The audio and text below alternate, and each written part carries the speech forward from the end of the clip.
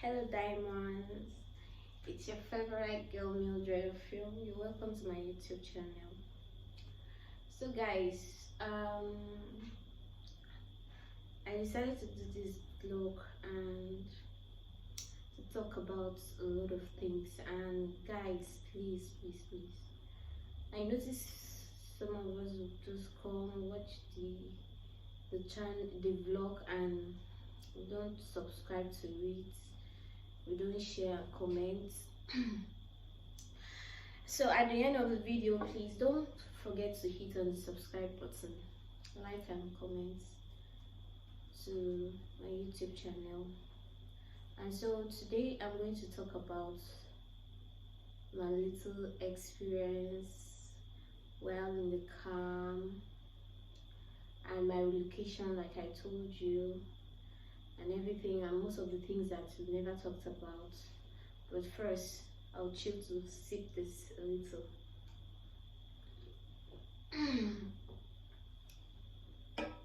So guys, this wonderful girl here sitting down here, I actually, my service here, the whole mobilization, and the truth be told, actually I served in Anambra State and it was okay and nice with few experiences. But actually during my mobilization, I was actually praying to be posted to Abuja. But at the end, when the call-up letter came out and I found out that I was posted to Anambra State. So my journey started, and before I moved from Cross River State to the day I was actually going to camp, I actually paid my way to Bayelsa because I had a package that I was supposed to get from Asaba. So I had to pay my way down to Asaba before going back to Anambra that very day. So when I got to the Asaba, what I was supposed to get took time before I got that thing, the experience there. So it was around 4 before the person came out to give me, even while I was calling her, telling her I'm late, I'm supposed to be in the camp today, and she was, before I got my parcel. So when I was going back, these guys in Asaba State, they just came. Okay, after the tricycle guy took me to where I can actually get a bus that will take me back to Anambra State. The experience I had, like, these rash people, before you know, they have carried my bag and put it inside the bus. The way I had to just follow them. And with the story I heard about Onitsha, and when we got to Onitsha, with the story I heard, please hide your phone, they'll snatch your things, you understand? Oh no, guys, diamonds, you need to see. I packaged my phone very well so that maga no go maga me. So I finally got the bus that was taking me to the camp after I get to Onitsha. So I met one other guy too that was also going to the camp. So seeing someone else, and I tried to communicate with him. Are you going to the camp? This guy gave me one cool attitude like that. I just shut down. I might be fine girl though. So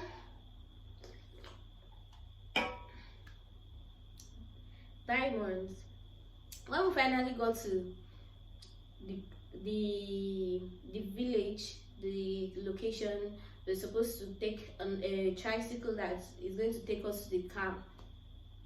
Hold up. So when I got to the camp, it was late. It was around 11. I was already exhausted. I was tired, and when I went inside, the whole checking up, they opened my box, scattered everything, checking drugs and everything. And after that, they had to ask for we should go for a COVID-19 test. And then before I got to the camp, I met this girl on the road. Her name is Comfort. Oh, Comfort, yes, that's her name. I met her. She's nice. So we just vibe immediately. So I think she went inside before me and she did her test and went for her registration. So when I got in, I was like, you don't have that. They were like telling me I don't have this thing, the slip for COVID-19 that I have to go and print it out. Guys, immediately I started having headache, serious one. I had to stroll check from where I was to Mami for the printout. The crowd there, God, I was so discouraged when I just saw the crowd. So I just beg. They printed it out for me, and I went back with it to the center for the COVID-19. After we ran the test, started having this scatter. I don't know what the test and everything.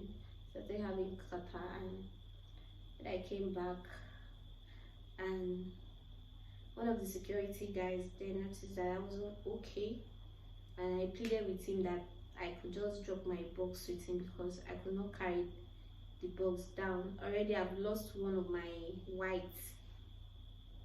My bestie gave it to me. I lost it in the camp.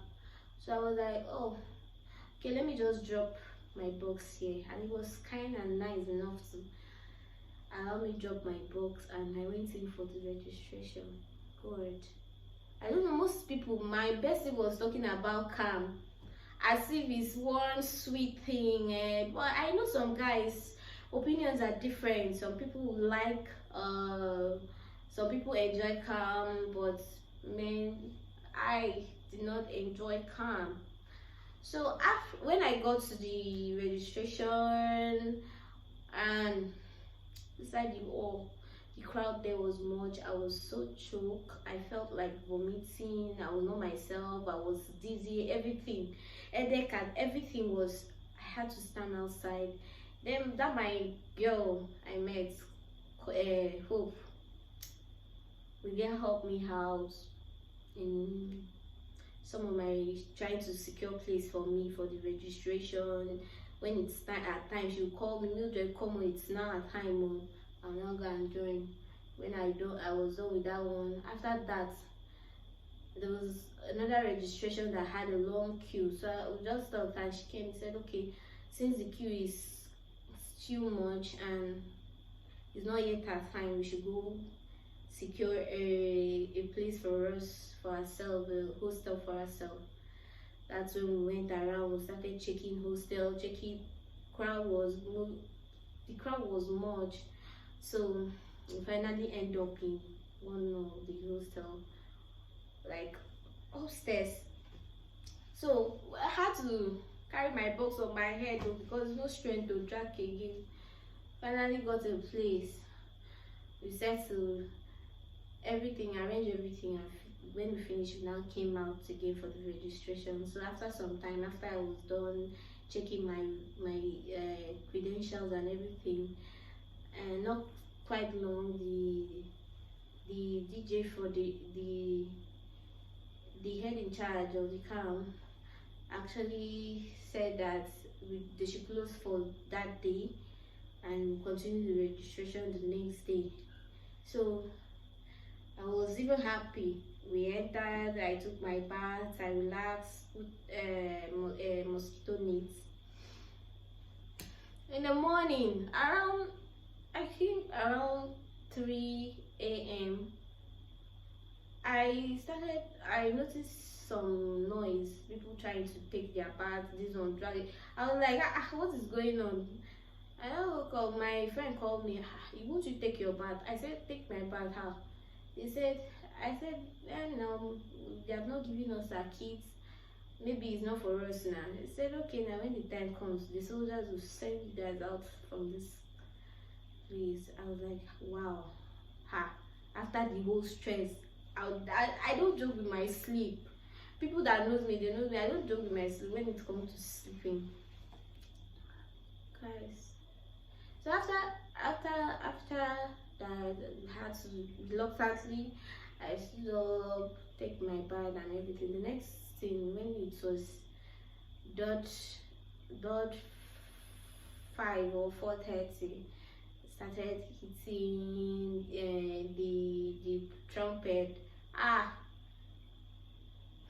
that experience is cool. So we all went out for the morning assembly and everything, guys. That morning assembly, I know they joke, I know like because you stand for like hours from 5, 6, 7, 8, 9, no chair, you stand. After that, you now go to the hall before you eat your morning breakfast. That's the side lectures and everything. That is when everybody will look for corner to sleep. This one is snoring, everybody is looking for space. So after that, during the side, they were trying to see how to give us some, after some registration the next day, and they tried to see how they can give us kits. I was still with my mufti. So after I got my kids, how many of you had camp boyfriend? So that's how I met a friend in camp, and we just vibe. And after that, I just got my kids. The trouser was big, different size of shoe. Like, I said no. I make sure I stood there. I changed a lot of things, but yet my shoes was still big. So the stress of looking for someone to exchange your shoe with.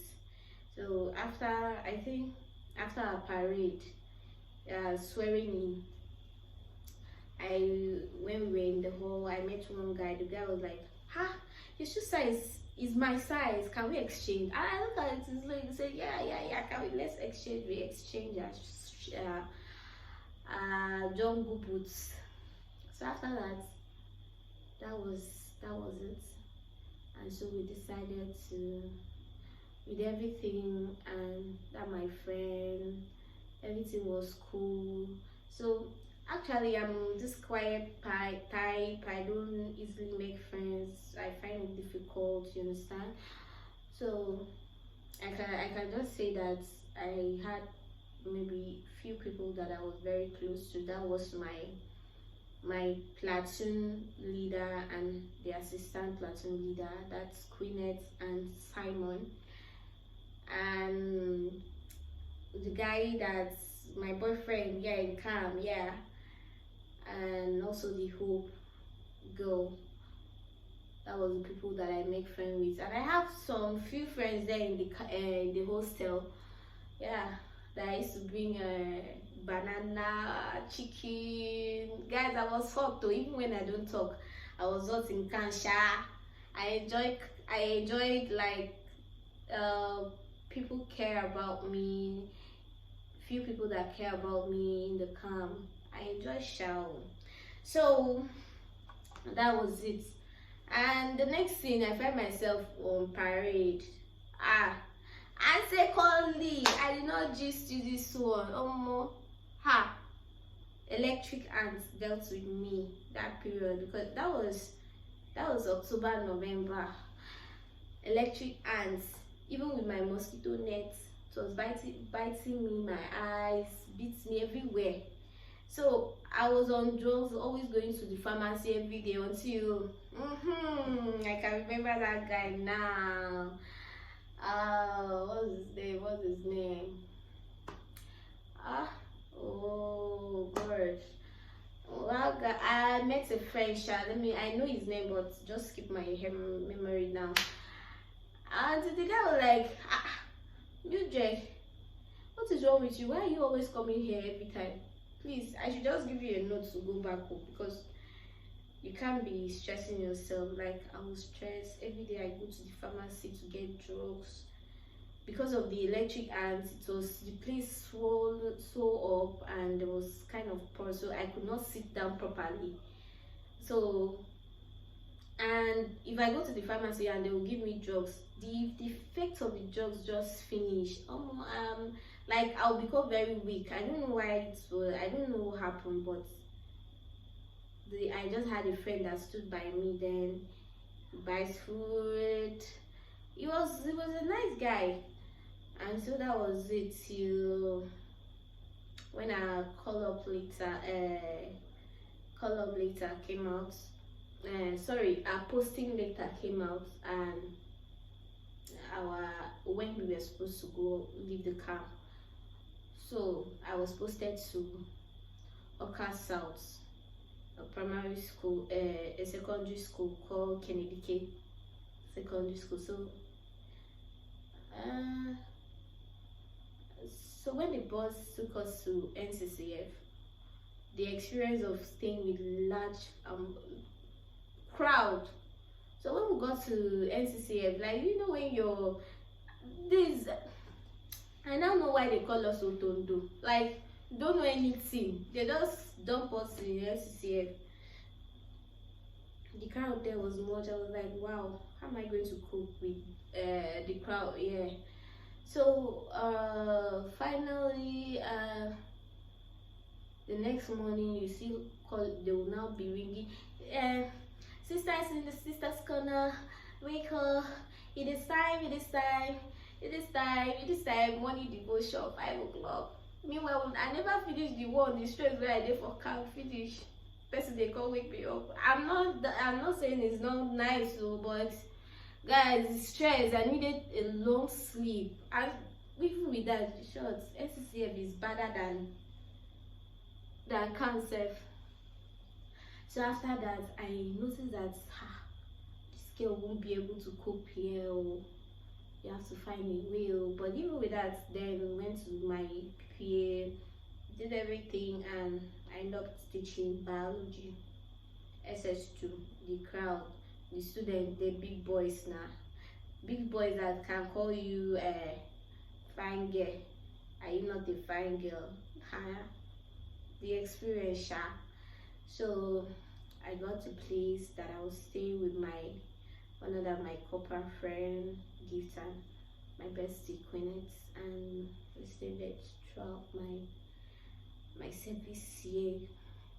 It was nice. I ended up being a vice president of my CDS group, drug free CDS group, and I also met with the governor of Anambra State, Charles Soludo. It was a nice experience, and I really thank God for everything and see me throughout that service year. So during that time, I was always talking about relocating to Lagos, and there are a lot of things I want to achieve in life, and so I didn't want to stay in my state, in my own town. I wanted to experience, because all my life, my primary school, Cross River, my secondary school, Cross River, university, Cross River. So I really wanted to check, like, leave my comfort zone, check somewhere else, and I have plans. You understand? I have a lot of plans lying up on my tables, what I'm about to do or figure out, but and yet I didn't want to still have that plan in my hometown, Cross River State.